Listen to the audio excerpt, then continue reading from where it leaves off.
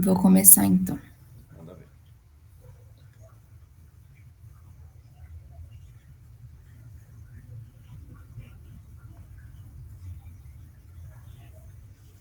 Começou. Bom, boa noite, pessoal. Sejam bem-vindos para mais uma palestra que vamos fazer hoje. Dessa vez é sobre TFEST na emergência, pelo Dr. Renan. Primeiramente, eu gostaria de agradecer ao Dr. Renan por ter aceitado o nosso convite, de estar aqui presente com a gente hoje, ministrando essa palestra. Eu vou rapidamente falar um pouco sobre o currículo do Dr. Renan.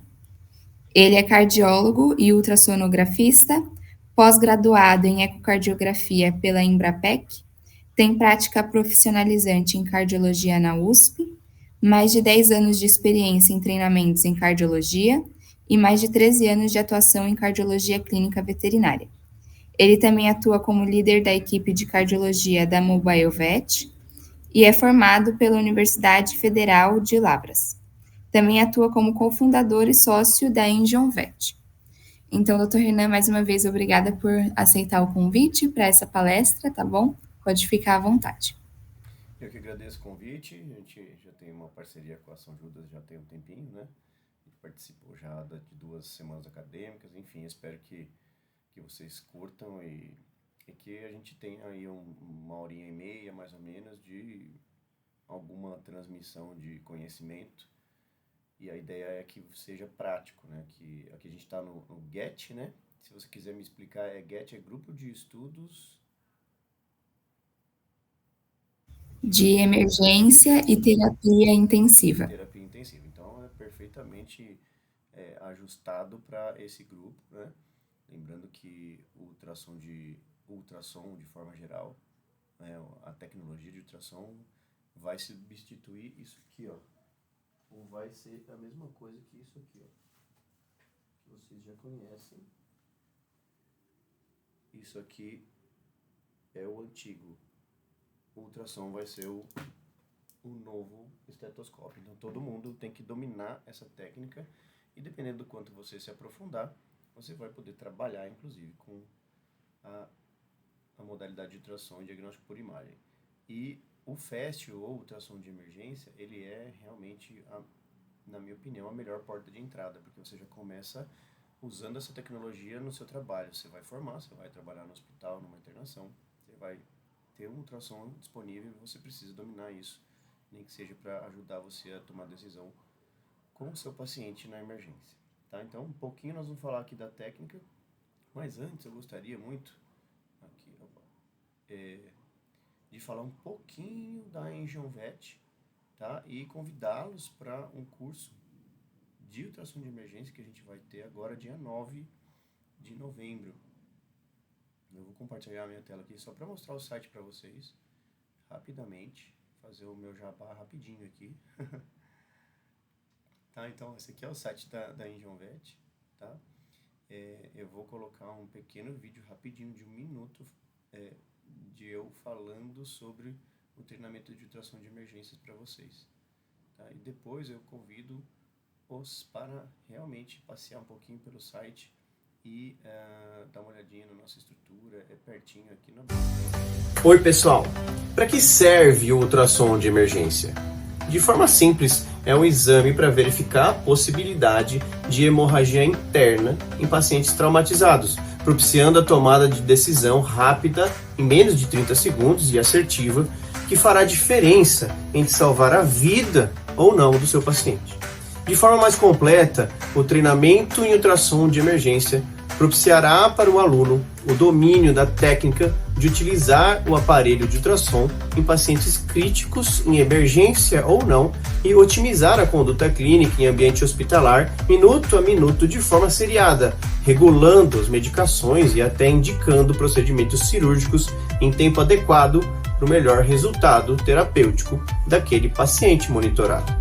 Após o nosso treinamento, você sairá totalmente capacitado. Vem, construa sua carreira adicionando a tecnologia do ultrassom na sua rotina médica. Isso aí, dia 9 de novembro, é um domingo das 8 às 14 horas, tá bom? Então vamos lá, já fiz o meu jabazinho aqui. Opa, peraí, calma pericardia. Peraí, como é que eu paro aqui apresentar? Acho que eu paro aqui. Isso, e agora? Tudo bem? Estão vendo a minha apresentação agora? Sim, tudo certo. Tudo certo? Beleza, então. Bom, de novo agradeço o convite aí do Get da São Judas, tá? De confiar aí e me convidar. É um prazer, de verdade, falar com a graduação. Eu vou introduzir o assunto de forma simples, só para que todo mundo fique na mesma página. Então vamos lá. O que é FAST, né? FAST não tem nada a ver com rápido, né? Em inglês. É mais ou menos isso, porque acaba sendo, mas não é. FAST é Focus ou Focused Assessment with Sound for Trauma, tá? Isso é o FAST. Então é usar ultrassom em pacientes que entraram no seu serviço de veterinário por um trauma. Depois isso foi sendo mudado, né? E a gente viu que não é simplesmente apenas olhar e ver se tem líquido livre e tal. Você começa a ter muito mais informações, principalmente devido à qualidade dos equipamentos de hoje em dia, né? Então, o FAST se tornou popular, essa nomenclatura, mas hoje a gente chama de ultrassom de emergência. E hoje a gente vai falar muito de ultrassom de emergência de tórax, né? Ou ultrassom de tórax na emergência. Vocês vão ver que o tórax, ele é, via de regra, quase sempre uma emergência, né? Porque se o paciente não respira, ele não satura, ele não oxigena e ele para. Então, coisas graves e sérias que acontecem no tórax vão ser muito rapidamente se tornar uma emergência ou uma urgência e vai virar uma emergência, tá? Então, de novo, FAST, né, a nomenclatura, adotado pelo American College of Emergency Physicians, American Board of Emergency Medicine, American College of Surgeons, All United States Accreditation Council for Graduate Medical Education, Emergency Medicine Residency Programs, ou seja, é amplamente usado a técnica de FAST, ou seja, de ultrassom rápido e de emergência para os pacientes, tá?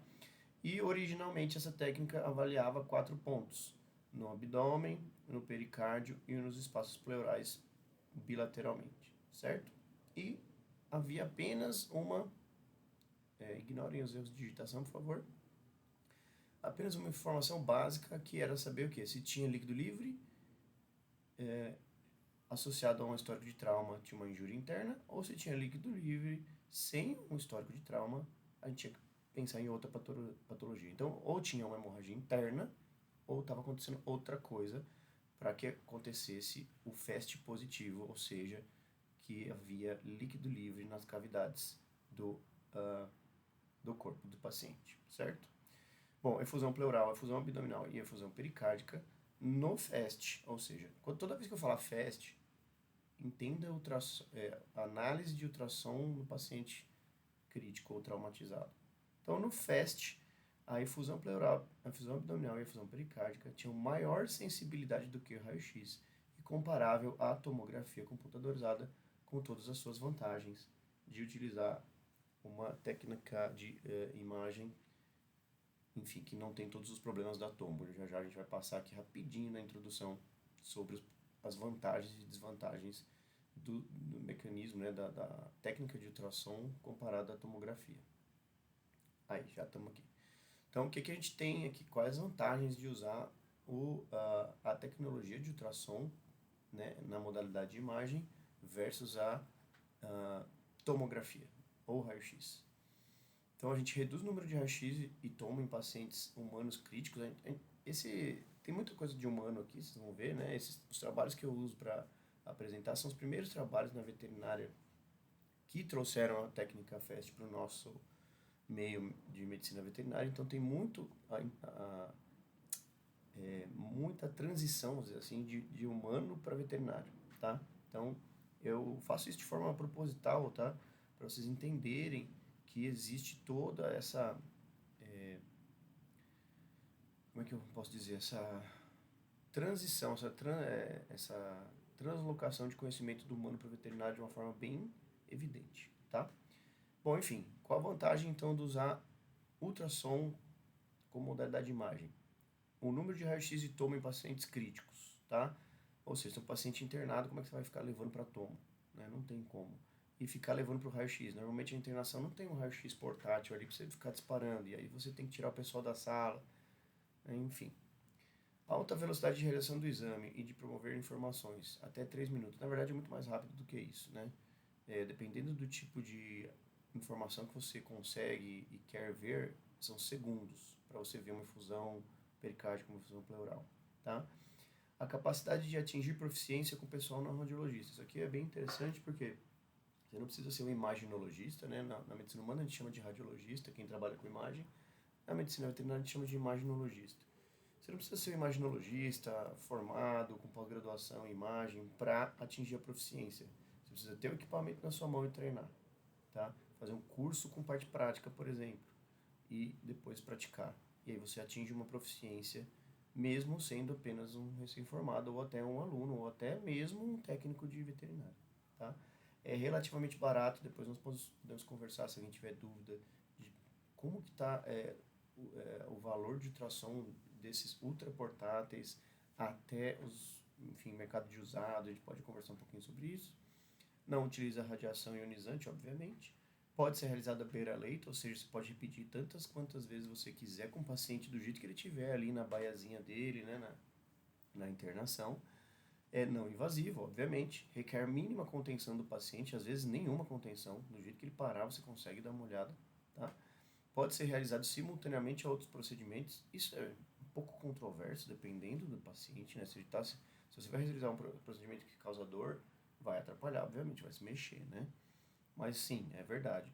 Isso está escrito aqui porque quando você está numa toma, você está fazendo um raio-x, você não consegue fazer mais nada enquanto você está disparando radiação, né? Você tem que parar tudo e fazer a imagem. Enquanto você está usando ultrassom, você pode ir lá mexendo, fazendo tudo o que você quiser, porque não vai afetar ninguém ao redor ali, certo? E propsia, né? Aqui vocês vão ter sobre a parte de tórax, né? Enfim, também tem um protocolozinho de abdômen, mas nós vamos falar só de tórax hoje, que é o score, né, de fluido, né? Então, você tem um sistema de score de fluido, que é o quê? Vocês vão ver que o ultrassom de emergência é muito utilizado de forma seriada, muito. Então, você precisa de algum sistema para organizar essa informação, para passar, por exemplo, para a pessoa que vai assumir um plantão. E então, criar uma ficha, né, escrita é muito importante para que você passe essas informações detalhadamente para o seu colega que está assumindo o plantão. Tá? Então, a gente vai ver uma fichinha dessa aí de ultrassom de tórax de emergência para vocês imprimirem se quiserem e adotarem no serviço que vocês estejam. Giovana, uma pergunta que eu acabei esquecendo de perguntar. Como que é o nível aqui? É tudo graduação, o pessoal que está assistindo? A maioria, sim, todos da graduação, doutor. Que ano que o pessoal tá? A maioria? Desde o primeiro ano até... Desde o primeiro, a maioria está entre o quarto e o sexto Tá bom, semestre. fizeram anatomia, fisiologia, beleza, já estão nas patologias, ok. Tá bom, mas mesmo assim, qualquer dúvida, pode me interromper se quiser, se quiser deixar para o final também não tem problema, tá bom? Seguindo então aqui a nossa pequena introdução, falamos da técnica de ultrassom, né? Agora tomo, né? Então é o padrão ouro para diagnóstico de lesões intraabdominais e intratorácicas, mas, né? É caro, é pouco disponível. Na nossa realidade veterinária está se tornando bem mais disponível hoje em dia, né? Mas mesmo assim, obviamente não é portátil, requer o paciente estável hemodinamicamente. Por quê? Primeiro, para deslocar até a sala de exame, segundo, para anestesiar, no caso da veterinária, né? Expõe, obviamente, o paciente, a equipe à radiação, a interação com o paciente fica limitada, fica completamente limitada, né? E não há praticamente a possibilidade de ficar reavaliando em série, né? Você não vai fazer uma tomo a cada 8 horas, né? A cada 3 horas, ou muito menos a cada 30 minutos, do jeito que é possível, por exemplo, fazer uma ultrassom de emergência. Certo? Então, essa pequena introdução para colocar o ponto aqui de utilizar, né, o ultrassom como ferramenta ambulatorial, especialmente em pacientes de urgência e emergência. Então, agora vamos focar um pouquinho mais no tórax, ok? Então, vamos lá. É claro que no começo a gente tinha, e até eu mesmo passei por isso, né, uma resistência em utilizar a tecnologia de ultrassom para ver tórax, né? Visto que o gás ele faz reverberação e realmente você não vê nada que possa passar pelo gás. Ou seja, o som bate no gás Nós não estamos aqui nem falando sobre física do ultrassom, mas é sempre interessante a gente falar de física do ultrassom em algum momento que vocês forem mexer com ultrassom. Né? Na prática você acaba aprendendo, mas via de regra o gás, né, o ar, ele faz a reverberação, ou seja, o som ele é devolvido para o equipamento de forma muito desorganizada. Vocês vão ver na prática aqui as imagens. E isso simplesmente é um obstáculo intransponível para a formação de imagem. Então tem gás, você não vê mais nada além do gás. Porém, desde 67, né, na medicina humana, e depois, desde os anos 80, inclusive na área veterinária, a gente começou a fazer o seguinte, ó, beleza, tudo bem, eu só vejo os artefato, né, que é a reverberação que eu mencionei, então vamos tentar analisar o próprio artefato, até onde a gente consegue ver a imagem, depois que bateu o som no ar, no gás, no caso do pulmão, vamos ver o que a gente consegue ver de artefato, o que isso muda mesmo assim. Então, começou-se a estudar de verdade o ultrassom de tórax, né? E sim, usado na emergência, claro, para ver as efusões, os líquidos, as massas, as fraturas de costela, enfim, algumas coisas. E depois para fazer uma avaliação, às vezes, semi-quantitativa de edema pulmonar, em pacientes, por exemplo, cardiopatas, né, com edema cardiogênico, enfim. Então, começou-se a estudar com mais afinco e aprofundar e começamos a verificar que a gente começa a ter muito mais informação do que simplesmente achar que o ar era simplesmente intransponível para a formação de imagem e que a gente não ia conseguir fazer mais nenhuma imagem e que ia ser inútil usar a ultrassom para tórax. Então vocês vão ver aqui que é muito, muito útil e é extremamente importante que vocês saibam dessa técnica. Muito bem, então, apenas recentemente a gente começou a ter mais descrições de uso de ultrassom, especialmente para pneumotórax em humano, tá? E, inicialmente, o pneumotórax ele era considerado um evento tudo ou nada, ou tem ou não tem. Depois, foi-se esmiuçando a técnica, começou-se a achar uma parte que era, olha, esse pneumotórax não é tão grande assim, esse ponto aqui já não está com pneumotórax, a partir daqui, sim. O que se chamou isso? A partir deste trabalho de 2005, vocês vão ver tudo na imagem, tá? Eu vou explicar tudo aqui, daqui a pouco vai ter fotinho, desenho, esqueminha. E eles chamaram de lung point. Lung point é o ponto onde o pulmão encosta de novo na parede torácica, ou seja, dali para lá, desse ponto em diante, não tem mais pneumotórax, ou seja, não era mais um evento tudo ou nada. Você conseguia classificar o pneumotórax dependendo da onde você começava a ver o pulmão encostando na parede do tórax de novo, né? E aí começou-se então a utilizar mais de rotina o uso do ultrassom para análise do tórax e estendeu-se então o FAST de tórax para pacientes que não eram traumatizados e principalmente fazendo exames seriados. Então, poxa vida, eu consigo entender muito e ver e ter muitas informações, então por que eu não vou usar essa técnica para os pacientes, mesmo os não traumatizados? Então começou-se a aplicar essa técnica para outros casos também. Em veterinária, a gente usa, além dos 4 pontos, vocês vão entender daqui a pouco que são os 4 pontos do FAST de tórax, a gente usa o ponto diafragmático hepático, o DH, que é um dos 5 pontos do FAST de abdômen, né? Que é nada mais, nada menos do que colocar o transdutor no chifoide do paciente e apontar para o tórax. Ou seja, ele seria um ponto de abdominal, né, de análise abdominal, mas você aponta para o tórax e você tem a altíssima sensibilidade e especificidade para a efusão pleural e efusão pericárdica. Melhora muito melhor do que radiografias, né? Vocês vão ver, vou mostrar.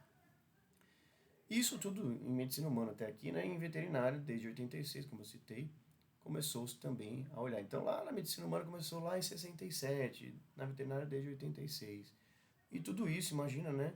Eu comecei a trabalhar com um equipamento em 2004 ou 2005. A imagem era sofrível. Imagina em 86, né? E hoje vocês são agraciados com equipamentos com imagem excelente, de fácil obtenção, né? Então, a gente tem hoje em dia, como eu falei no começo, obrigação de saber o mínimo de ultrassom. Muito bem, aí a detecção do pneumotórax em humanos, mostrou sensibilidade e especificidade maior que a radiografia torácica simples. A capacidade de detecção de pneumotórax oculto, que é aquele, isso tudo dados de medicina humana, tá? Era aquele que era visto apenas na tomo, começou-se a ter capacidade de ver esses pneumotórax mesmo sem o paciente ir para tomo, e isso foi aprimorando o diagnóstico de várias enfermidades, então contusões pulmonares, edema pulmonar cardiogênico e não cardiogênico, pneumonia, distrição respiratória aguda de várias causas, tromboembolismo pulmonar, tudo isso comparando a sensibilidade e especificidade a tomo. E, claro, com todas as vantagens frente à tomografia, né? Principalmente o uso seriado da técnica. Tá? Então, a coisa mais importante, além de você aprender a mexer com ultrassom e a saber o mínimo de imagem ultrassonográfica, é fazer isso de forma seriada no seu paciente, especialmente o paciente crítico, tá? E você consegue, inclusive, ver se ele vai evoluir de uma urgência para uma emergência, enfim, e se ele chega numa emergência, você já tem informação para tomar decisão rápida, por exemplo, uma pericardocentese, por exemplo, uma toracocentese. Muito bem, então, o protocolo, agora sim a técnica, tá? Então, originalmente, com 4 locais, o ponto de inserção do tubo torácico, as siglas estão todas em inglês, tá? Então, vocês vão ver as referências depois, que esses trabalhos eu recomendo que leiam em inglês, tá? Então, eu não fiquei traduzindo as siglas para não confundir na hora de ler o trabalho na íntegra, tá? Então, tá tudo em inglês. Então, ponto de inserção do tubo torácico direito e esquerdo, o que que é? Eu já vou mostrar o desenho, mas é dorsalmente no tórax dos pacientes, de um lado, né, do direito e do esquerdo, para você ver pneumotórax, para você ver outras lesões de parênquima pulmonar.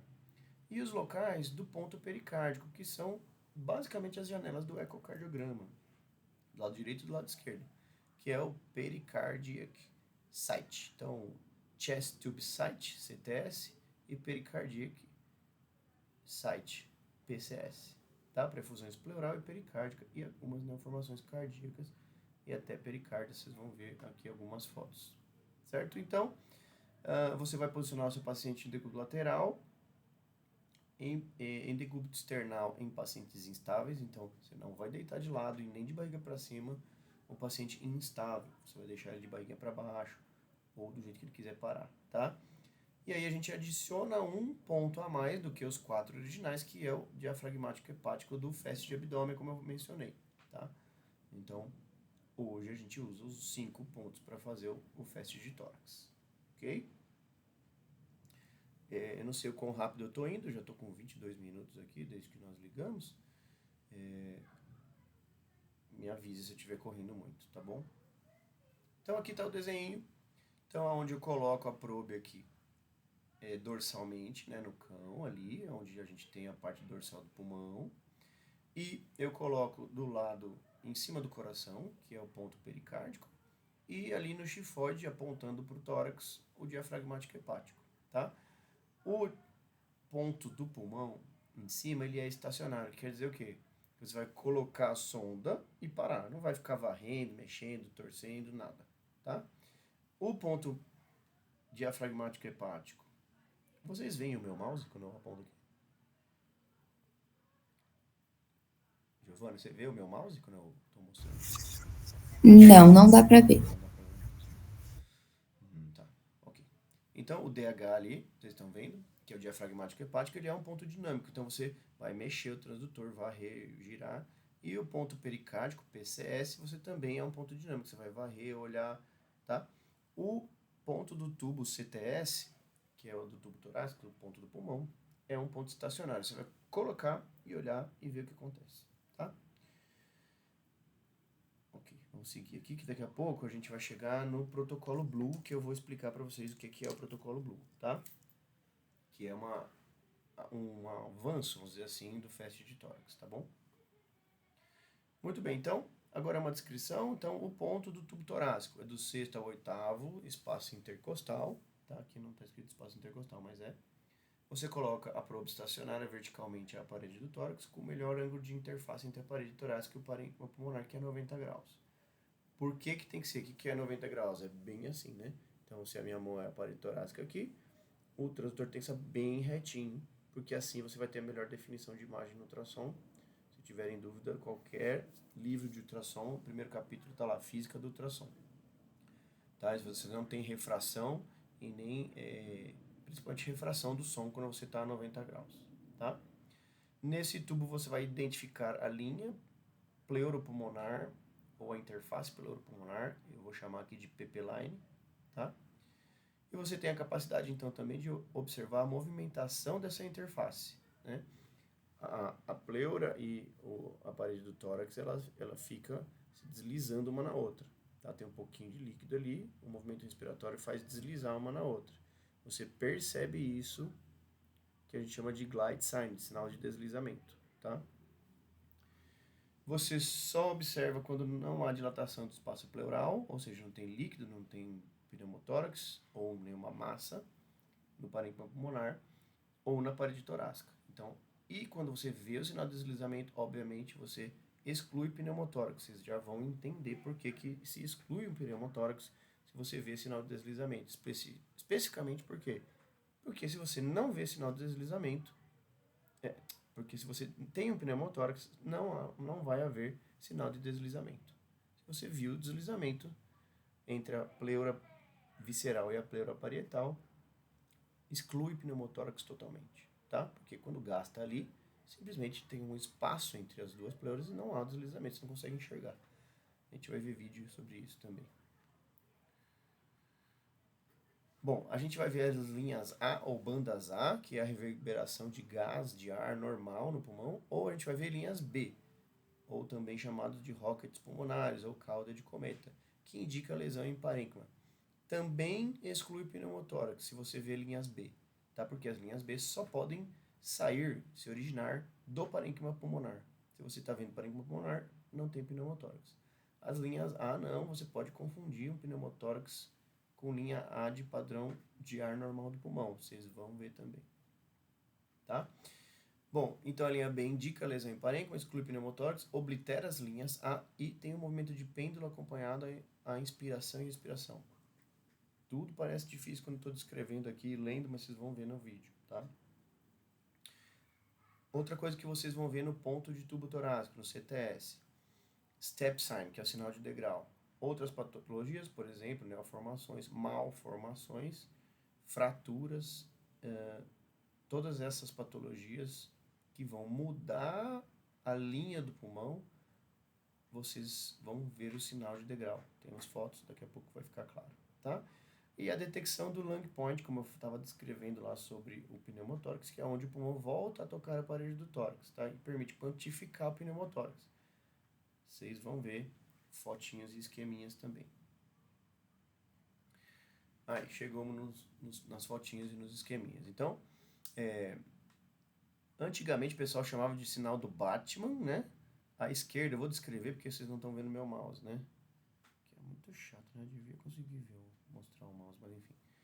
À esquerda, na imagem A, vocês estão vendo o cão deitado de lado, com corte transversal ali, a probe ali, né, encostando. E ao lado desse esqueminha do tórax, vocês estão vendo a imagem do setor do ultrassom. O esquema da imagem do setor do ultrassom e depois uma foto de ultrassom real, tá? Ali vocês tá escrito ali bat sign, né? Parece um morcego de preto ali, né? Então, antigamente eles chamavam de bat sign, depois virou o gator sign, que parece um olhinho de alligator, assim, ó. E nada mais é do que uma forma de memorizar a sombra das costelas, né? Então, vocês veem a sombra das duas costelas ali, aquelas faixas pretas que estão ali no esquema, tanto na imagem do ultrassom quanto no esqueminha do lado. Isso quer dizer que você está vendo o osso da costela fazendo sombra, impedindo que o som passe e forme imagem, certo? E você vai ver o sinal de deslizamento de um lado para o outro. Esse é o sinal de deslizamento. Quando você tem ar livre, agora eu estou falando da imagem B, você também vai ver essas linhas horizontais, né? Esqueci de falar, né? As linhas A são linhas horizontais na imagem. Você também vai ver linhas A horizontais na imagem, mas não vai haver sinal de deslizamento. Por quê? Porque a pleura parietal e a pleura visceral não estão encostando uma na outra, você não consegue perceber isso. Você só vai ver gás, certo? Agora, embaixo à esquerda, quando tem ar subcutâneo ou enfisema subcutâneo, você não vai ver o sinal de alligator ou o sinal do Batman ali, né, bat sign, porque não vai haver as costelas. Ou seja, não vai haver aquele assombramento acústico do osso. E aí você vai ver só uma reverberação ali, aquela coisa branca amorfa ali na imagem, e não vai ver as costelas. Então, você vai ver o ar subcutâneo. É claro que a gente não faz tração de tórax para isso, né? O exame físico, normalmente, para quem já atendeu um paciente atropelado com fratura de costela ou atacado por mordedura, põe a mão e percebe que tem ali o ar subcutâneo, né? Então você não precisa de ultrassom para isso, mas tá aí, se você colocar ultrassom você vai ver isso. E à direita embaixo, os rockets pulmonares, né? Que eles se originam na linha pleuropulmonar, na PP-line, que é a primeira linha branca da interface do pulmão, né? A primeira linha horizontal bem ecogênica, ecogênico é branco, né? E elas ficam verticais e vão até o final do setor, né? O setor é a imagem, né, que a gente chama de ultrassom. Então, ou é cauda de cometa, ou rockets, né, de foguete, pulmonares, linhas B, tá? E você vê nitidamente na imagem do ultrassom, bem à direita embaixo, como que é muito diferente das linhas horizontais, que são as bandas A. Ok? Vai ficar bem simples, tem alguns vídeos que mostram ao mesmo tempo algumas linhas B e algumas linhas A na mesma imagem, então é muito fácil você identificar e você consegue fazer essa identificação em poucos segundos quando você está analisando ali o seu paciente. Já falei, né, do Gator Sign, então em 2017 ele mudou de nome do Bat Sign para Gator Sign, enfim. O que você precisa saber é que a primeira ali, tem os olhinhos do alligator ali, né? Onde seria entre os olhos, a linha verde horizontal é a linha pleuropulmonar. Dali para baixo, se você estiver falando em linhas em bandas A, todas vão ser horizontais, reverberando o som, certo? Isso é um padrão normal. E a sombra das costelas, né, que é onde seriam os olhinhos ali do alligator. Bom, aqui é uma imagem real, né? Então eu tenho a linha pleuropulmonar ali e as linhas A repetidamente abaixo da primeira linha de interface do pulmão com a pleura.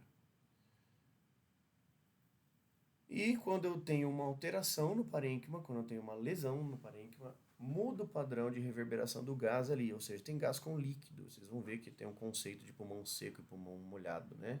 Pulmão dry, pulmão wet.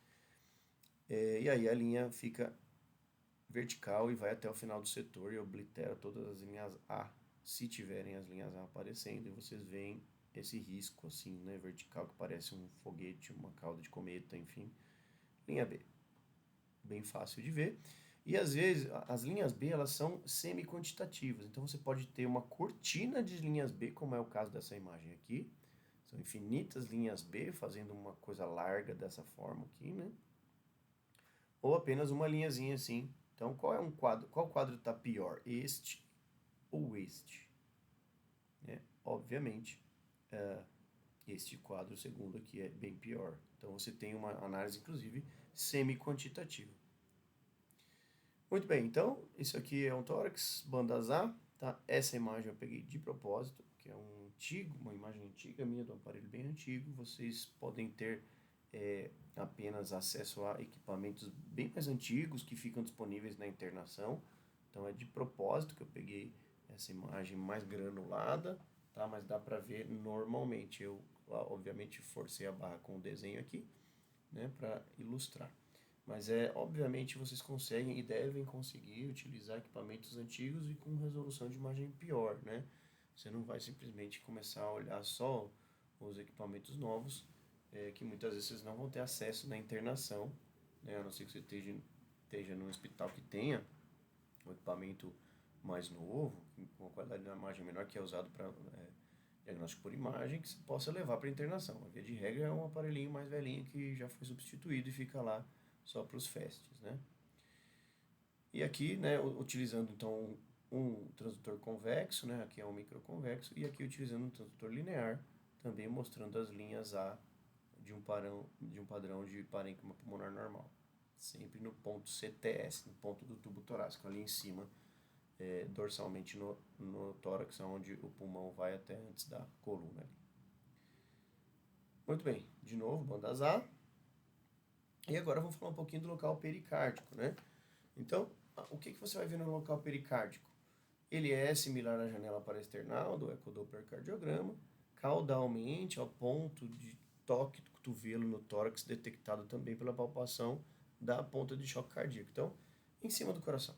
Você põe a mão ali, ou você sente, ou você dobra o cotovelinho do cachorro, onde encostar no tórax, já está muito perto, se não exatamente no ponto onde o coração estará, tá? Obviamente, vocês vão ver efusão pleural ali também, e principalmente efusão pericárdica quando tiver, entre outras coisas que a gente vai conseguir detectar aqui, tá? Essa avaliação de estado de volume circulante no eixo curto do VR, né, que é o corte do cogumelo, exige um pouco mais de tempo e prática e observação para entender como fazer isso, tá? Os cardiologistas, os cardiólogos, obviamente fazem isso de forma natural, porque é a rotina da gente fazer exame de eco e ver o tempo todo isso. Mas, via de regra, você vai medir, se quiser medir, ou pelo menos enxergar, o quanto que aquele ventrículo esquerdo dilata e contrai na diástole e na sístole, tá? No corte transversal. Nós vamos ter uma série de fotos aqui de uma efusão pericárdica que é bem fácil entender isso, tá? Que a efusão pericárdica evita que esse ventrículo encha corretamente de sangue, mimetizando um paciente desidratado ou com hipovolemia. Conforme a gente vai drenando o pericárdio, o coração vai enchendo, então você percebe aquele volume de sangue distendendo a câmara do ventrículo esquerdo. Então, vocês vão entender isso na hora que ver essas imagens e eu vou lembrar de vocês que isso é uma forma de explicar, mas no caso ali, né, das imagens, é por causa da efusão pericárdica.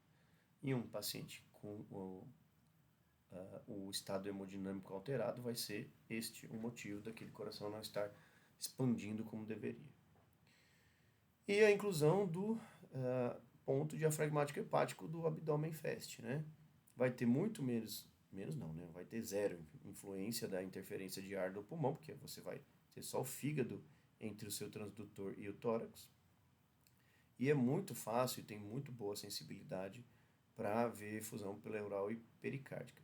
Pode até auxiliar na detecção do pneumotórax, mas não é de eleição você procurar pneumotórax neste ponto do diafragmático hepático, tá? Que é ali embaixo, ali subchifoide, ali, tá bom? Muito bem. Então agora vamos ver as imagens normais primeiro e depois nós vamos ver as imagens com patologia, ok?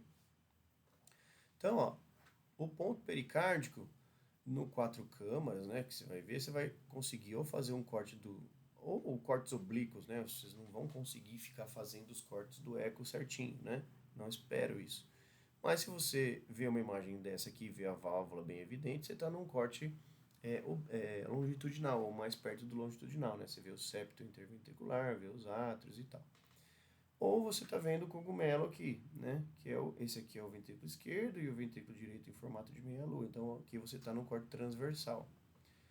E o normal é isso, é você ver esse coração desse jeito, batendo, expandindo, sem nenhuma área hipoecogênica ou escura, né? Ou preta em volta. Ver a interface do pericárdio, que é essa linha bem branca, bem ecogênica aqui. E é isso que você vai ver se estiver tudo bem, tá? Obviamente, dá para fazer o corte 4 câmaras apical, né? Do lado esquerdo. Então, aqui, tudo isso aqui é do lado direito, tá? Você faz o transversal e faz o longitudinal do lado direito, você vai ver isso. Ou do lado esquerdo, você faz longitudinal 4 câmaras, se você quiser, ou faz simplesmente longitudinal de via de saída, que é com ele deitadinho, né? Horizontalizado assim. A gente, via de regra, não faz um corte transversal do lado esquerdo, tá? Você faz um corte transversal do lado direito. Muito bem. Então, a gente já falou do ponto pericárdico. Esse aqui é um protocolo de registro médico, né? Esse aqui eu que fiz essa... Eu que fiz não, né? Eu peguei do Liciandro de 2011, o trabalho dele, e modifiquei assim para tentar caber numa página só, né? Então, o que tem nessa ficha aqui? Tem um resumo de toda a técnica do FAST de emergência, né? Do tórax, de ultrassom de emergência de tórax. Então, você põe o paciente que horário que você está fazendo, é a primeira avaliação, é a segunda, a terceira, põe qual é a avaliação, lembrando que a gente faz isso seriadamente, qual foi o decúbito que você usou, o ponto do pulmão lá, o CTS, tem sinal de deslizamento positivo? Tem. Você põe positivo aqui, ou sim. Tem sinal do alligator, dá para ver as costelas? Se sim, põe sim. E quando você vai colocar banda A ou banda B, você vai entender se esse pulmão está seco ou molhado. Banda B é pulmão molhado, banda A é pulmão seco. E vai anotar aqui. E você vai colocar quantas bandas B, se você ver, você viu por campo avaliado. Então você pode pôr 1, 2, 3, 4, que é o score do VetBlue, que eu não falei ainda. Mas é aquela história de fazer a coisa semi-quantitativa, não simplesmente ver ou não ver ausente ou presente linhas B. Você vai tentar ver quantas linhas B, olha, tem muita linha B aqui, tá muito feio, tá muito ruim. Ou você vai dando diurético, num caso, por exemplo, né, hipotetizando aqui, de um edema cardiogênico, você dá furosemida, ele vai melhorando, vai desidratando, vai secando, vai diminuindo, você vai vendo aquelas bandas B diminuindo, tá? E aqui do lado direito tem as dicas, né? Ó, se você vê o sinal de deslizamento, se está presente, está normal, se está ausente, pode ter o pneumotórax. Se você vê o sinal do alligator ali, se está positivo, ok, normal. Se não está, se estiver ausente, é efizema subcutâneo. Então tem um resuminho da técnica que eu vou ficar lendo tudo de novo para vocês. Tá? Nós vamos ver imagens. E no ponto da efusão do pericárdio, tem efusão pleural ou pericárdica, presente ou ausente. Tamponamento cardíaco precisa um pouco mais de experiência. Eu vou mostrar para vocês um videozinho que mostra o que é o tamponamento cardíaco, tá? Principalmente do lado direito, que as câmaras direitas do coração elas têm menos pressão, então elas cedem muito mais facilmente à presença de líquido no pericárdio. Eu vou mostrar para vocês, com um pouquinho de treinamento vocês conseguem identificar, tá? Ver se torna mais ou menos fácil. Fazer na hora lá com a mão no transdutor, vocês precisam, eu insisto aqui, fazer cursos com parte prática, tá? Por exemplo, o curso da Engenhovet, claro, não vou deixar de falar aqui. A gente tem um maior cuidado em fazer a parte prática, por quê? Porque precisa ser feito, senão você não consegue performar na hora da emergência, especialmente na hora da emergência. Muito bem, seguindo aqui agora os problemas, né? Então, eu já falei aqui do ponto pericárdico, do ponto... Acho que eu pulei, porque... Ah, eu sabia que tinha alguma coisa errada aqui. Peraí, dá uma olhada aí.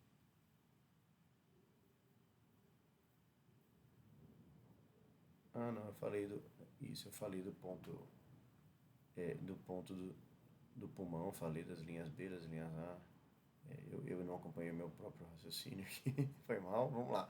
Então agora, as patologias, tá? Então, nós terminamos a técnica de tudo normal, né? Nós vimos as imagens normais, agora vamos ver algumas patologias que a gente consegue ver quando a gente faz o FAST de tórax, tá?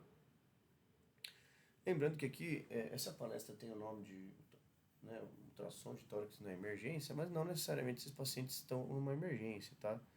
É claro que vai ser tudo a mesma coisa, a mesma técnica, mas enfim. Por exemplo, esse aqui é um sinal de degrau, a gente espera a linha pleuropulmonar retinha, né, mas ela faz ela tem uma descida ali, né, por quê? Porque tem uma formação ali na parte superficial do pulmão, né, isso aqui era um boxer que eu me lembro.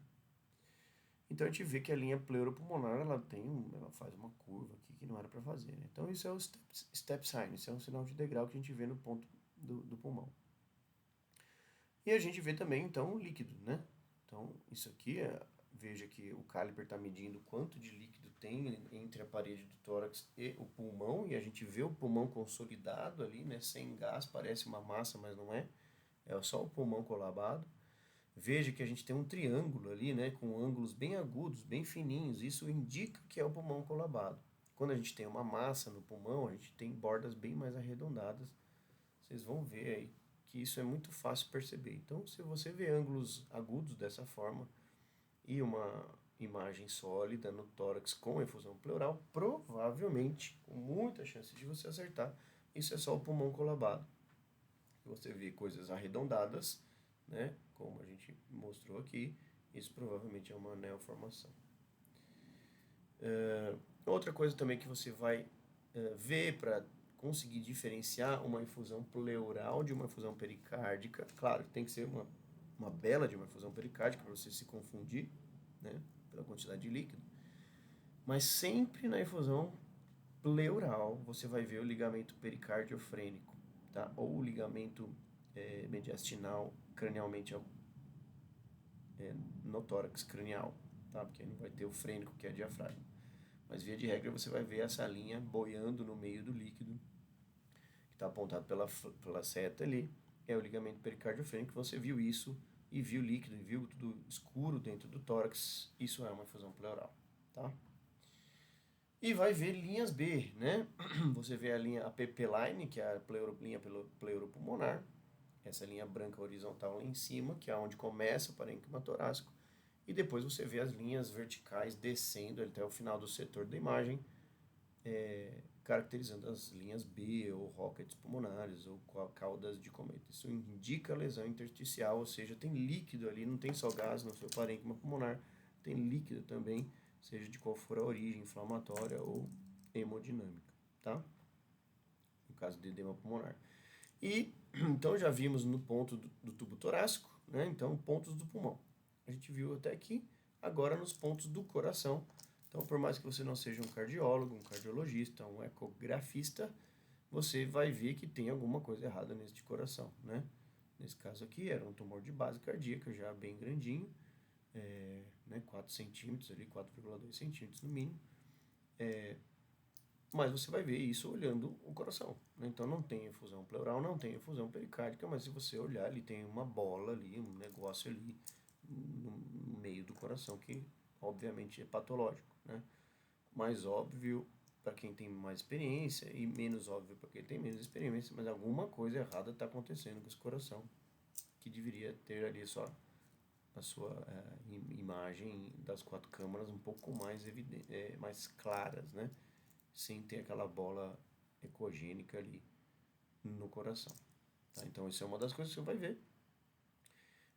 Outra coisa que você vai ver neste ponto, né, do pericárdio é a própria efusão pleural, e você vai ver o ligamento pericardiofrênico, né, como eu disse. Então, é essa linha branca ali que liga o pericárdio ao diafragma. No lado esquerdo em cima você vê ela mais retinha, né, porque eu estou num corte transversal ali. Do lado direito embaixo a gente vê ela mais curva ali, né, parecendo um S, porque ela está literalmente boiando ali na efusão pleural. Aqui é um caso de uma formação torácica que fazia efusão pleural. Então a gente via o ligamento pericardiofrênico ali à direita em cima na imagem, tá? E a gente também vai ver nesse caso, esse caso era um gatinho, que essa formação ela penetrava no pericárdio. Então a gente vai ver também um pouco de efusão pericárdica. Deixa eu ver se é isso mesmo. Então veja que ela invade o pericárdio, à direita, à esquerda em cima, a primeira imagem, você vê a medida ali da massa, vê um pouco de efusão pleural, um pouquinho de efusão pleural à esquerda em cima, e à direita da imagem você vê uma área anecogênica ali e o coração embaixo à esquerda, e esse vão cheio de líquido ele gera efusão pericárdica, né? À direita em cima ainda você vê o coração ali nas 4 câmaras e uma bela de uma efusão pericárdica bem nítida. À esquerda embaixo você vê a efusão pleural, e à direita embaixo a massa parcialmente intrapericárdica com efusão pericárdica. Então você vai ver efusão pleural, efusão pericárdica, massas em pericárdio, massas em coração, e às vezes as duas coisas, como esse caso mostra, né? Efusão pericárdica, efusão pleural, massa, tudo junto. Tá, e aqui é uma imagem de tamponamento do átrio direito, né? Vai ficar bem mais simples a hora que eu mostrar uns vídeos para vocês, tá? Então a gente vê que a parede do átrio, onde está a seta branca, ela está esmagada pelo líquido, né? Então o cáliper mede uma efusão pleural, aí depois a gente tem a linha do pericárdio, né? Então estou de cima para baixo na imagem. tem os calipers medindo ali efusão pleural, depois tem uma linha branca. Essa linha branca ecogênica é o pericárdio, depois tem líquido, uma parte escura, dentro do pericárdio, e o átrio direito, mostrado de amarelo ali, sofrendo pressão do líquido pericárdico, quase colabando a parede, né? Quando você vê isso acontecer, isso é tamponamento cardíaco, tá? No vídeo, no movimento, é muito mais simples de entender. Aqui tem uma foto ilustrativa. Muito bem, então, olha o que é tamponamento cardíaco, né? Veja que à esquerda em cima, a gente tem o pericárdio, a gente tem efusão pleural, obviamente, tem a linha bem ecogênica ali delimitando o pericárdio e o coração ali sendo esmagado, né, literalmente pelo líquido, de tanta pressão que o líquido do pericárdio está fazendo naquele coração. Esse cara é um Rottweiler, tá? Eu drenei esse pericárdio aí veja como ele vai expandindo, né, esse coração ele vai expandindo conforme eu vou tirando o líquido do pericárdio. Lembra quando eu expliquei como que a gente vê o estado hemodinâmico do paciente no corte do cogumelo? Veja que aqui começa a aparecer um cogumelo, né, ali o ventrículo esquerdo. Puxa vida, eu queria tanto ter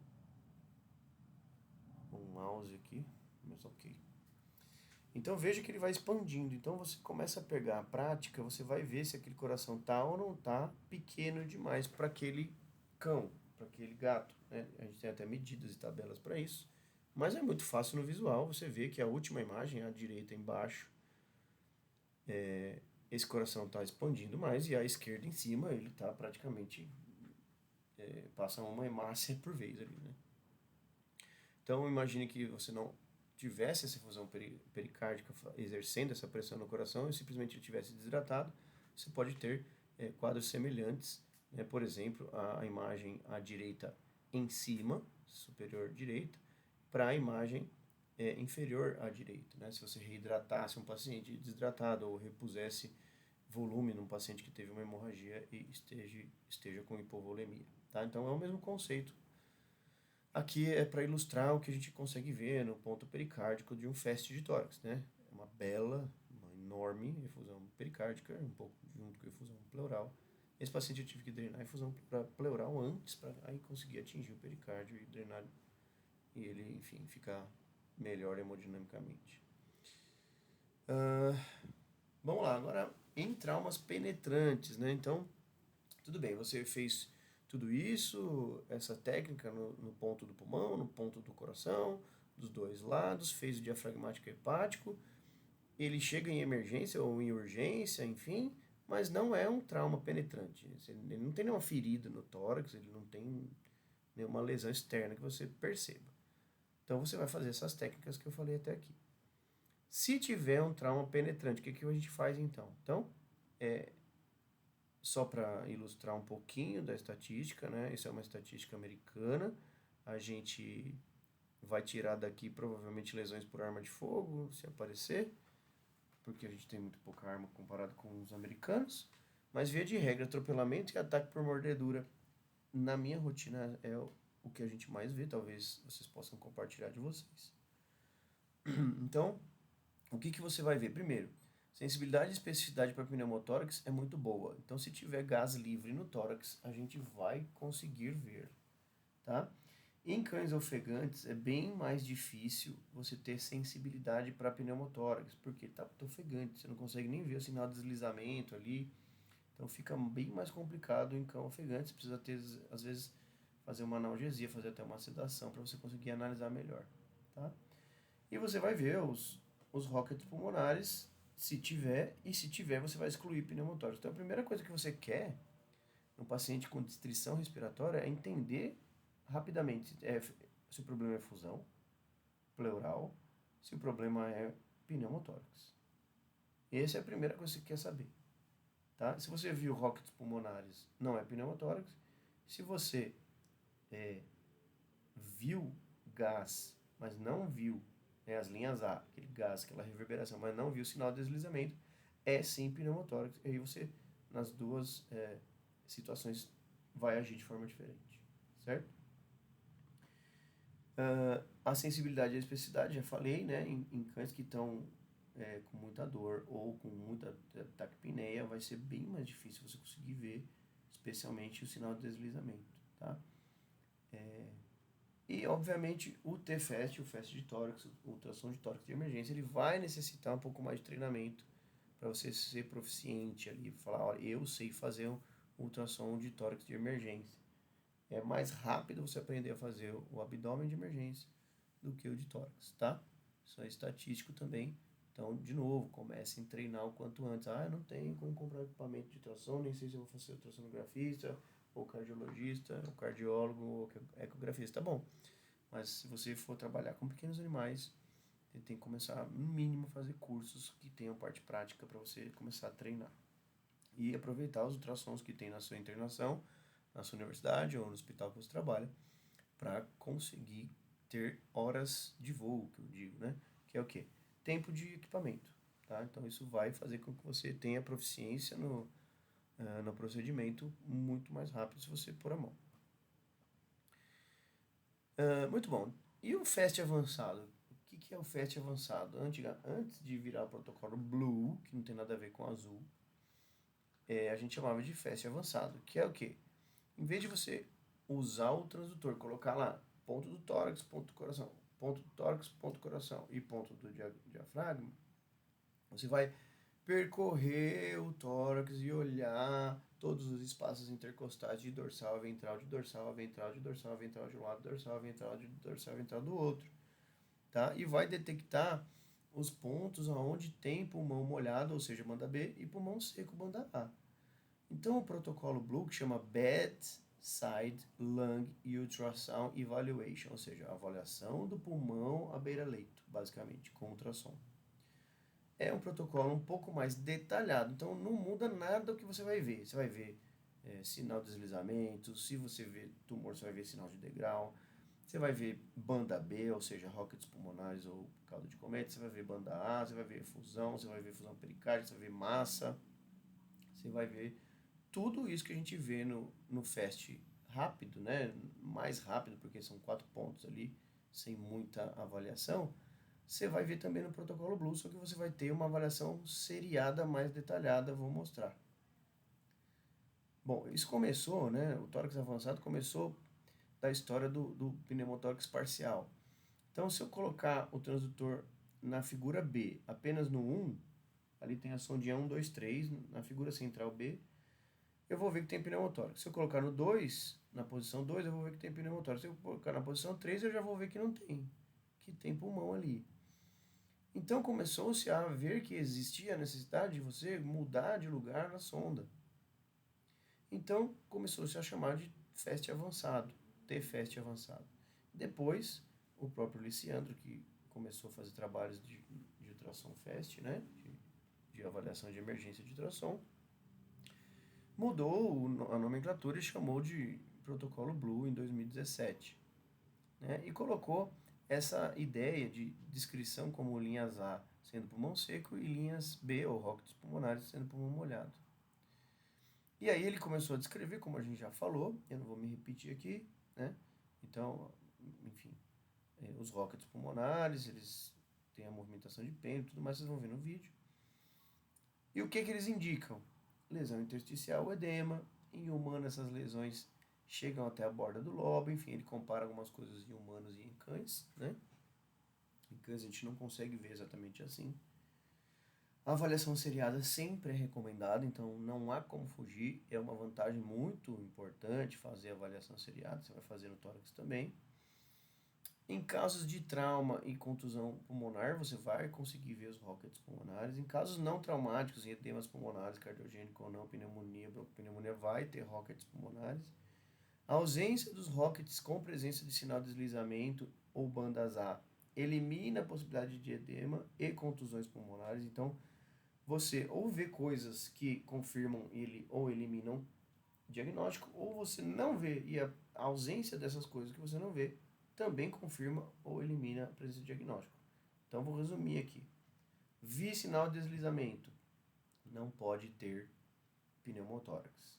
Vi bandas B ou rockets pulmonares, também não pode ter pneumotórax. Exclui.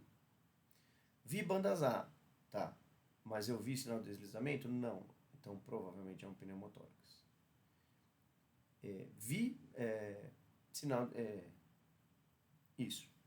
Vi sinal de deslizamento, vi bandas A. Bandas A com sinal de deslizamento elimina edema pulmonar, contusão pulmonar. Tá? Por quê? Porque não tem banda B. Mas eu estou vendo sinal de deslizamento. Então, aquelas bandas A são mesmo de gás do pulmão e gás do pulmão de forma saudável, de forma fisiológica. Tá?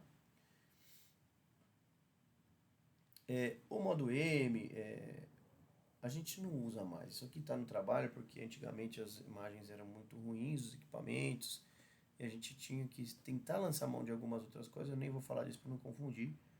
Enfim. Então, de novo, linha A, sinal do alligator, não vou falar sinal do morcego, né? E sinal de deslizamento em linhas paralelas na horizontal. Bandas B, rockets pulmonares nascem na linha pleuropulmonar, fazem sinal de pêndulo e também excluem pneumotórax, certo? E indicam lesão intersticial, edema pulmonar líquido em alvéolo. Isso aqui eu falei que eu vou pular, isso aqui só para confundir. Vamos lá, vamos ao VetBlue. VetBlue é isso aí, ó.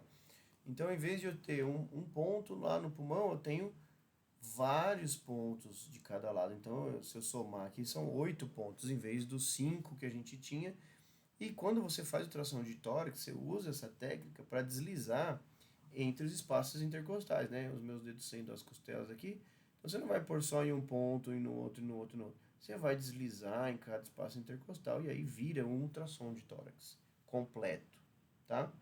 Então, se você for escalonar em tempo de avaliação, em detalhe de avaliação do pulmão com ultrassom, você faz o FAST de tórax, que são 4 pontos, 2 de cada lado, 5, né? E o diafragmático hepático, e você para aí.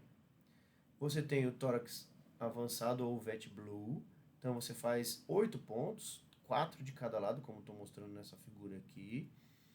Ou você faz tração de tórax de uma vez, que é deslizar nesses pontos, você vai deslizar dorsal a ventral e vai passar realmente o transdutor por todos os espaços intercostais praticamente, fazendo uma avaliação, uma varredura completa do tórax. E aí você faz um ultrassom de tórax. Né? Então você tem essas 3 graduações de detalhamento, obviamente de tempo que você vai gastar.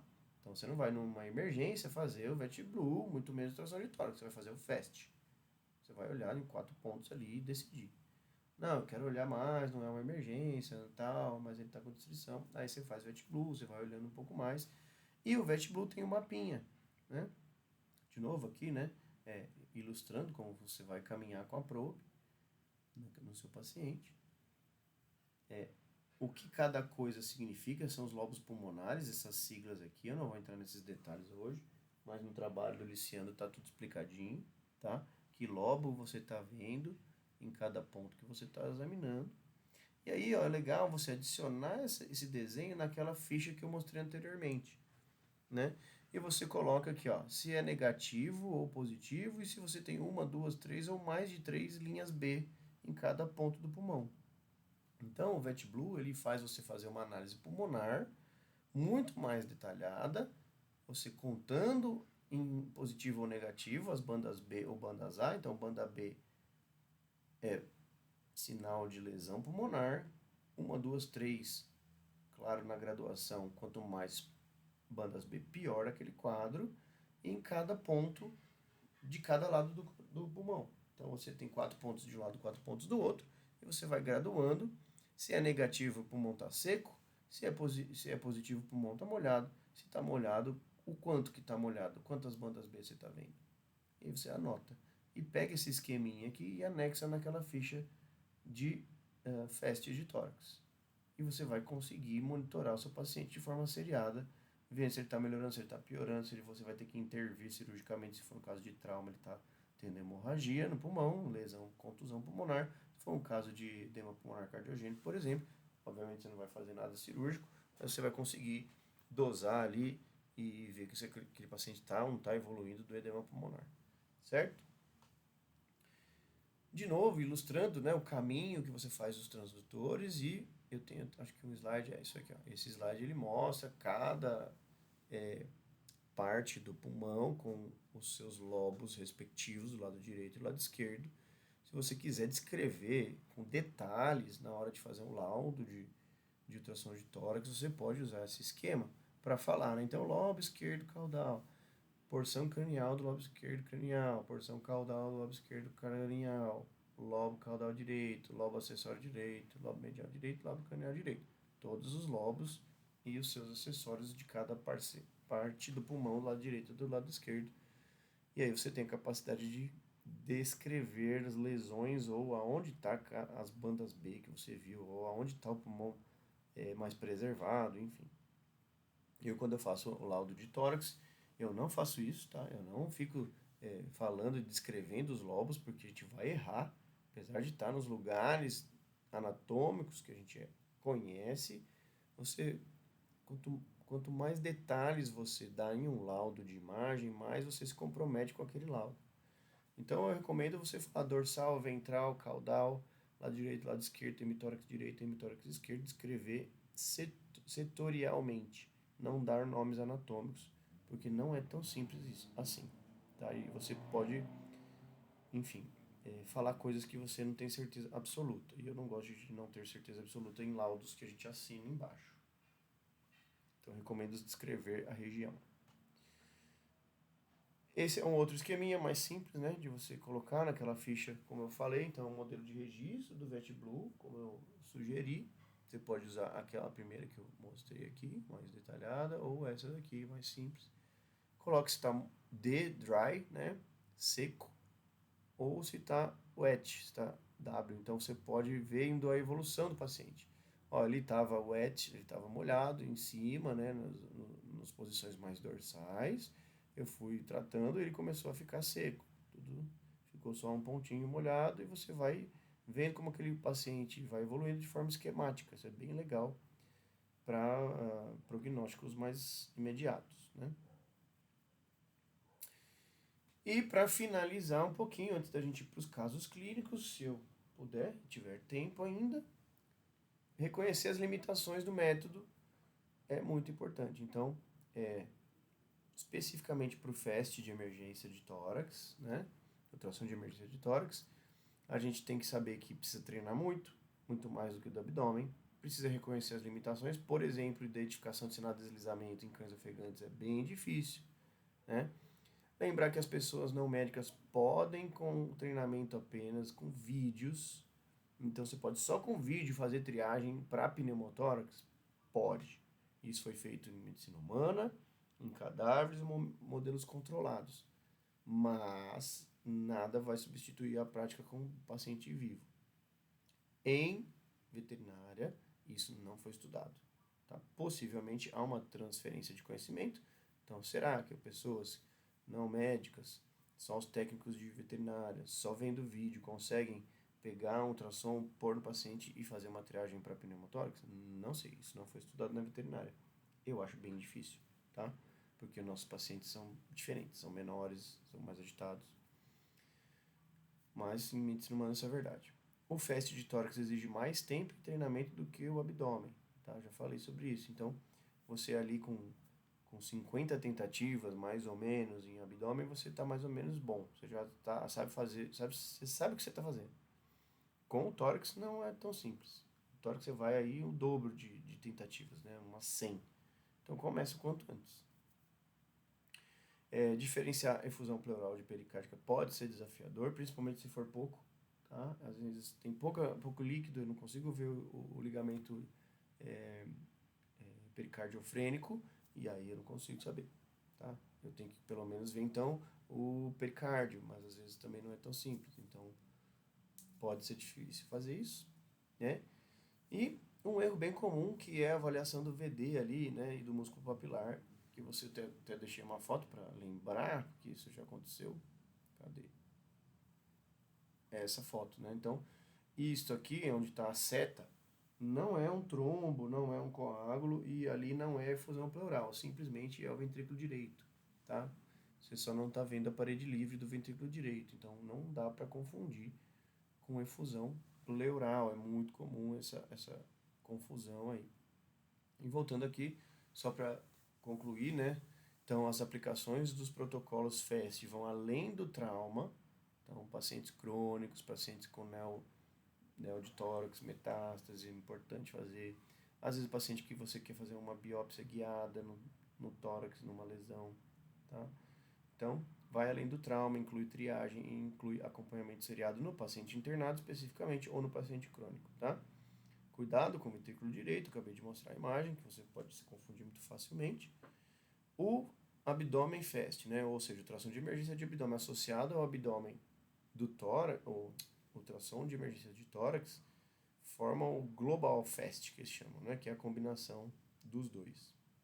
Então, é muito legal você saber fazer tudo, né? Você vai conseguir informações valiosíssimas muito rapidamente para tomar decisões muito rapidamente para o seu paciente. Pode salvar a vida desse seu paciente se você souber fazer os dois.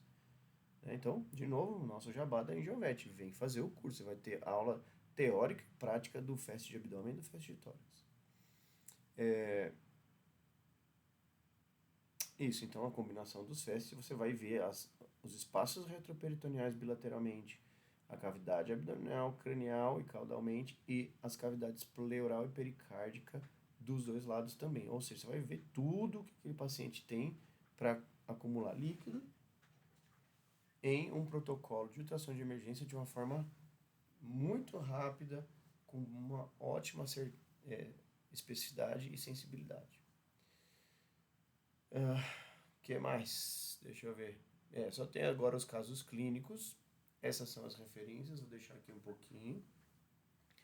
Tem livro-texto, tem os artigos do Liciandro, lá desde 2009, né?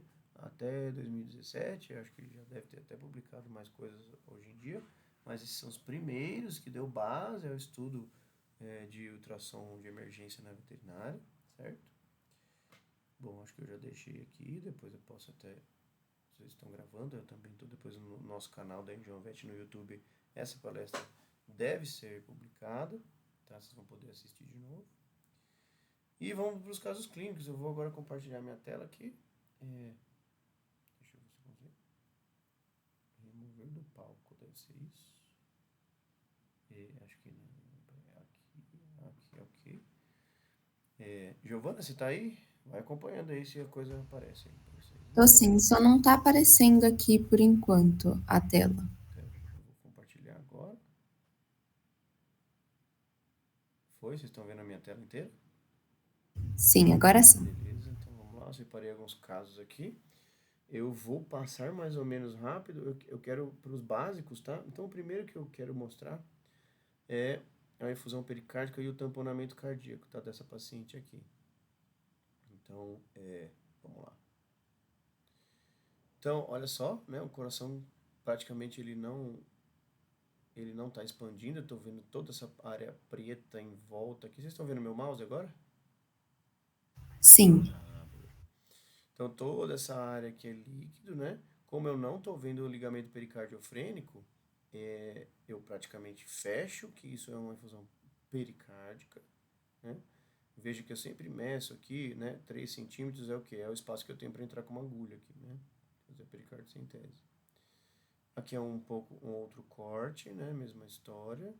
E aqui a gente está vendo o coração ali boiando, né? No líquido. E aonde tem essa seta amarela é o átrio direito. Deixa eu pôr para ele ficar repetindo aqui. Veja a parede do átrio direito, como ela às vezes quase colaba em direção ao lúmen do átrio, na direção que eu estou fazendo a movimentação do meu mouse aqui, ó. Isso aqui é tamponamento. Veja também como o ventrículo direito, a parede livre onde eu estou com o meu mouse, ela oscila, ela balança.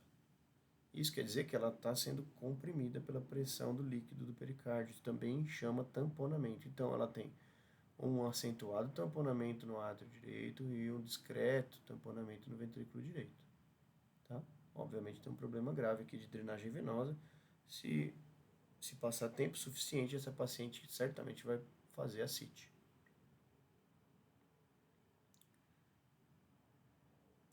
Ó, de novo, essa imagem é parecida com aquela que eu mostrei estática lá na apresentação da palestra, né, dos slides. Veja como a parede do átrio direito ela colaba em direção ao lúmen do átrio, tá vendo? Então isso é perfeitamente identificável mesmo com o pessoal com pouca experiência. E se estiver acontecendo isso, você precisa espetar uma agulha nesse pericárdio para aliviar essa pressão, tá? Esse paciente vai te agradecer e a parte hemodinâmica dele vai te agradecer também se você fizer isso. Então, identificou tamponamento, você precisa decidir fazer a pericardiocentese quanto antes. Acho que aqui tem outros parâmetros do ecocardio, né? Enfim. Eu tenho um videozinho aqui. Aqui, ó, no corte transversal. Repare no ventrículo direito ali em cima, né? Em formato de meia-lua aqui, né? É o ventrículo direito. Olha a parede desse ventrículo, como ela oscila, ela balança em direção ao lúmen. Isso é sinal de tamponamento do ventrículo direito, tá? E aqui, né, o corte do cogumelo, como eu disse, esse diâmetro aqui, que é o diâmetro que a gente mede, né, para ver o estado hemodinâmico do paciente. Então, a gente tem um diâmetro diastólico em tabelas por peso, né, dos pacientes. Então, se a gente está com o coração, o ventrículo esquerdo que não está expandindo adequadamente, a gente mede esse diâmetro aqui na diástole, ou seja, na maior diâmetro que tiver, e se tiver menor, você com certeza está diante de um paciente que responderá à prova de carga. Isso, obviamente, eu estou usando para explicar, porque aqui ele não está expandido por causa da pressão externa do líquido do pericárdio, não é por desidratação ou hipovolemia, tá? Lembrando que isso eu só estou explicando. Muito bem. Aí, provavelmente, ó, olha só, então eu drenei. Então, após pericardiocentese, olha o tamanho já que está esse ventrículo esquerdo, né? O VD aqui tem um pouquinho de efusão pericárdica ainda, residual, bem difícil você tirar tudo, né? Olha lá, sobrou 5 milímetros ali de efusão residual. Olha como esse coração expandiu já bem mais. Então a gente tem assim uma melhora hemodinâmica muito evidente quando a gente faz a pericardiocentese desse paciente. Esse era um caso. Vamos para um da efusão pleural, que é muito básico também. Então, aqui a gente tem o coração ali, né? E essa parte preta aqui, né? Anecogênica, líquido. Repare que aqui eu vejo o ligamento pericardiofrênico, não está tão nítido, né? Mas eu consigo ver que tem uma coisa branca aqui, comprida, compridinha, ligando o ápice cardíaco ao diafragma. É o ligamento pericardiofrênico. Viu isso aqui? Não tem erro nenhum. Você está diante de uma efusão pleural e não pericárdica. Veja que, deixa eu ver se dá para ver melhor, mas veja que não tem tamponamento. Aqui é o ventrículo direito aqui, em cima. Aqui é o ventrículo direito, ó, a parede quase não se mexe, está apenas contraindo, então não tem, a gente não tem tamponamento cardíaco, tá? Vamos passar aqui rapidinho, aqui a gente fez o eco, ó, o ligamento pericardiofrênico, como eu falei, né? Aqui é o ápice cardíaco, aqui é o diafragma, aqui está o ligamento. Era uma infusão pleural bem celular, né? Veja que ela não está tão anecogênica, pretinha, né? Então, provavelmente é um sangramento isso aqui, ou é uma infusão muito inflamatória, né? Com muitas células de defesa. Aqui de novo, né? A gente está vendo a infusão, a gente não vê tamponamento. Olha o ligamento. Tá, isso aqui é o pulmão colabado. Lembra que eu falei de ângulos agudos? Olha só como fica bem fininho e pontudo, né? Isso aqui não é uma formação no tórax, né? Provavelmente é um pulmão que está colabado, sem ar, apenas sofrendo pressão do líquido, ele não expande, né? E aí fica com esse ângulo bem agudo. Naquela outra imagem que eu passei era um triangulinho, né? Aqui é uma linguinha. Enfim. Alguns outros parâmetros do ecocardio. E aqui é um corte transversal, né? No ponto pericárdico. E aqui, muito nitidamente, você vê o ligamento pericardiofrênico, né? Então, é muito fácil de ver. Se você tiver o cuidado, a calma de olhar com no corte transversal, no corte longitudinal, olhar de um lado, olhar de outro, e você vai, fatalmente, você vai ver um ligamento pericardiofrênico se for uma efusão pleural, tá? E não vai ver se for efusão pericárdica. Ligamento, ligamento. Aqui são outras imagens do eco. E aqui é uma banda B. Olha só, né? Uma bela de uma faixa de banda B. Veja como é muito fácil de verificar isso aqui. Né? Então, bateu o olho, se você viu essa palestra, essa aula, quando você for ver na vida real uma banda B assim, óbvio, você vai ver, não vai ter nenhum erro de enxergar isso, tá? E aqui são bandas A. Veja que eu vejo a linha pleuropulmonar e eu vejo as linhas horizontais aqui. Não está tão nítido, né? Tem uma, duas, três e a linha pleuropulmonar. Mas esse ponto aqui do pulmão estava fisiologicamente preservado. Aqui uma cortina de bandas B, né? Então vejo que esse paciente provavelmente tem um problema torácico pulmonar. E tem bandas B no parênquima, tem líquido livre, né, na pleura. Aqui de novo uma porção do pulmão colabado, um ângulo bem agudo. Olha só esse pulmão colabado aqui.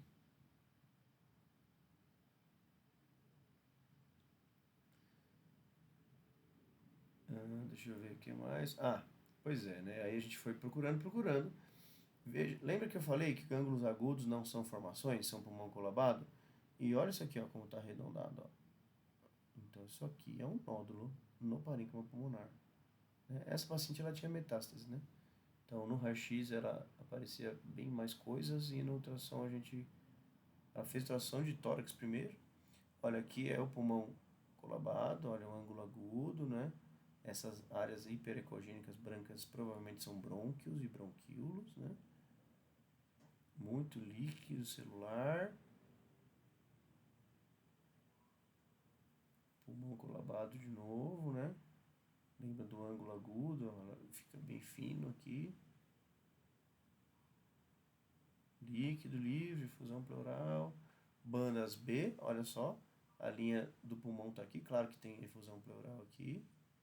Mas olha como ela surge do início do parênquima pulmonar e quebra todas as bandas A e vai até o final do setor da imagem. Muito fácil de ver a banda B, né? Então toda essa área pulmonar aqui. Então veja que eu tinha nódulo no parênquima, efusão pleural bem celular, um monte de banda B para tudo que é lado. Então esse paciente estava realmente com problema respiratório de origem pulmonar. Deixa eu ver, é isso aí. Esse era um outro caso e eu queria mostrar esse aqui. Eu fiz uma biópsia torácica guiada nesse paciente, né? Então, não necessariamente você vai ver bandas B e A e líquido, né? Você vai ver, às vezes, essas coisas horríveis aqui, né? Que são formações, veja de novo, né? Ângulo arredondado, né? Então, são coisas que a gente... E banda B, olha só, a linha pleuropulmonar, claro que aqui a gente tem líquido, né? Livre, efusão pleural, linha pleural, visceral, banda B surgindo aqui, tem vídeo. Aqui é uma lesão nodular, né? Isso aqui já virou um ultrassom de tórax, né? Eu estou aqui pesquisando com detalhes, com calma, mas você pode ver, você pode encontrar isso mesmo numa emergência, tá? Outra lesão diferente daquela primeira, né? Então eu já tenho 2 nódulos no pulmão e aqui é mais ou menos o que aparecia, né? Então eu tenho líquido, efusão, pulmão. Onde tinha um pouquinho de gás era banda B, né? Então, esse paciente realmente um prognóstico difícil. Então, olha só as bandas B aparecendo, né? Ou o pulmão está colabado, ou eu tenho bandas B, onde ainda tem um pouquinho de ar, e aquelas imagens nodulares, né? Intermeadas a parênquima pulmonar. E aqui, né? Aqui é uma porção do pulmão colabado. Aqui eu fiquei bem na dúvida se era só o pulmão sem ar ou se já era uma consolidação pulmonar. Por quê? Porque as bordas estão bem arredondadas, ó. Isso aqui não é simplesmente um pulmão colabado, provavelmente. Aqui a gente já tem provavelmente mais pulmão colabado do que formação, né? Veja os ângulos agudos e pontiagudos que a gente tem nessas imagens. Essas áreas hiperecogênicas mais brancas devem ser brônquios e bronquíolos, né, colabados, sem ar. Mais massas. Aqui a gente achou um lugar que o pulmão está preservado, né? Então, eu tenho a linha pleuropulmonar, tem ainda um pouquinho de difusão, mas eu tenho bandas A, ó. Várias bandas A, bem horizontais, bem nítidas. Então, aqui eu tenho um pulmão preservado, pulmão que ainda funciona bem, com gás, de forma, ó, de novo aqui, várias bandas A nessa área, uma bandinha B aqui. Veja que aqui é uma lesão pequena, né? Uma pequena banda B.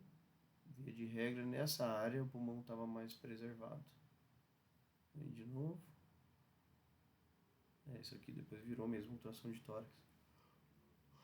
Me perdoe. Olha lá, bandas A, tá vendo? Então, dorsal, A, linhas A. Dorsal à direita, ó. Eu ponho dicas para eu ir laudando depois, né? Então, no pulmão dorsal do lado direito, eu tinha uma área mais preservada de pulmão. Olha só, então eu tenho bandas A, basicamente, em quase todos os lugares, e algumas bandinhas B aparecendo, né? Ou seja, mesmo onde o pulmão ainda estava mais ou menos preservado, não estava ainda totalmente preservado. Eu via várias bandinhas B aparecendo em vários pontos, 1, 2, 3, 4, 5, 6, vários pontinhos aí com um pouquinho de líquido em alvéolo, provavelmente inflamatório.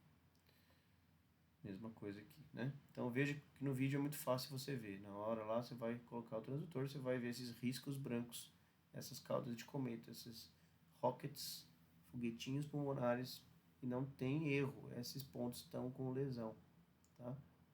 Veja que há até retração da cápsula pulmonar nesses pontos aqui, né? Provavelmente são retrações cicatriciais já. Olha só como é que você vê a linha bem retinha, e quando você vê uma depressão maior, ainda além da depressão, tem a banda B associada. Então, indica os pontos de lesão. Aí eu dei uma olhadinha no eco desse paciente, só para ter certeza, né, registrar que não havia nenhuma patologia cardíaca avançada, e encerrei essa análise desse paciente. Senhores, eu estou aqui com 1h30 quase. Eu posso receber perguntas aqui se vocês quiserem. Agora vocês estão só vendo a minha imagem, certo? Eu parei de compartilhar a tela. Certo. Eu não sei se ficou dúvidas, eu falei muito rápido, enfim. Eu quis trazer alguns casos icônicos aí para ilustrar, né, o que você vê na imagem. Tentei ser o mais sucinto e claro na técnica, mas tem que pegar, pôr a mão, porque assim você fixa muito mais, com certeza. Bom, por enquanto não surgiu nenhuma dúvida, mas eu quero agradecer muito a sua palestra, foi muito boa, muito bem explicada, e é um tema que não é fácil, né? Então, ter uma boa explicação faz toda a diferença. São muitos detalhes, né, no ultrassom de emergência de tórax, especialmente raciocinar, sinal de deslizamento. Eu peguei os casos muito patológicos aqui. Sinal de deslizamento a gente vê em tórax mais normais, né? É um dos desafios. Mas aí você vai deduzindo as coisas, né? Tem sinal de deslizamento, então não tem pneumotórax. Tem banda B, então não tem pneumotórax. Tem coisas que vão excluindo é, o seu raciocínio clínico, né? E vai te aproximando do diagnóstico muito rapidamente, né? No paciente ali, ambulatorialmente. E isso é fundamental para salvar as vidas, às vezes, de alguns pacientes que vêm com destruição respiratória. Então, é obrigação de quem está formando agora, mesmo recém-formado, ter um mínimo de domínio de técnica de ultrassom, dos equipamentos, saber ligar um aparelho de ultrassom minimamente, né? Colocar ali o gel, saber fazer alguma imagem. Isso realmente é uma coisa que está se tornando muito básica. E estudar a ultrassom de emergência é uma porta de entrada para a área de imagem, certamente. Então tem gente que pega o gosto mesmo, né? Começa a ficar bom naquilo e se aprofunda no estudo e começa a fazer ultrassom de abdômen, laudar, e depois talvez virar um cardiologista, um cardiólogo que seja, e fazer ecocardio por aí. E você vai abrindo inclusive portas e novos horizontes para o mercado de trabalho, né? Que vai absorvendo com uma certa facilidade ainda hoje. Em vez de você ter aqueles Os milhares de veterinários formando como concorrentes, esses milhares de veterinários vão ser seus clientes. Então, investir em formação nessa área de ultrassom e equipamento é peça fundamental hoje, na minha opinião, para você ter sucesso aí na sua vida veterinária em pequenos animais, especialmente em pequenos animais aqui nos grandes centros urbanos, certo? Perfeito, doutor. Muito Beleza? obrigada. Eu que agradeço, encerro por aqui então. Contem comigo se precisarem tirar qualquer dúvida. Entre nas nossas redes sociais, lá no Instagram da Enjonvet, no YouTube da Enjonvet, e mesmo na Mobilivet, né, nossa empresa do mesmo grupo, também tem muito conteúdo lá nos dois canais, então fiquem à vontade em passear por lá, deixem os joinhas nos nossos vídeos, vão ser de muita valia para nós aí, continuar fortalecendo, estimulando a gente a ter uns conteúdos legais para vocês aí. E contem comigo em futuras palestras, eu estou à disposição para a gente apresentar, trazer conhecimento aí para o pessoal. Eu vou estar na São Judas na quarta-feira, presencialmente, falando um pouco de modalidades de imagem, na quarta agora, né? Daqui 2 dias. E um pouquinho de mercado de trabalho também. Então eu não sei se vou encontrar vocês presencialmente lá na quarta-feira, mas quarta-feira à noite eu vou estar lá presencialmente em sala de aula para, enfim, falar um pouquinho com vocês um pouco mais. Perfeito, já fica o convite então. Muito obrigada. A gente vai postar depois no nosso Instagram também sobre a Indiovet, sobre os cursos que vocês têm. Agradeço a presença de todo mundo. O formulário de presença está nos comentários.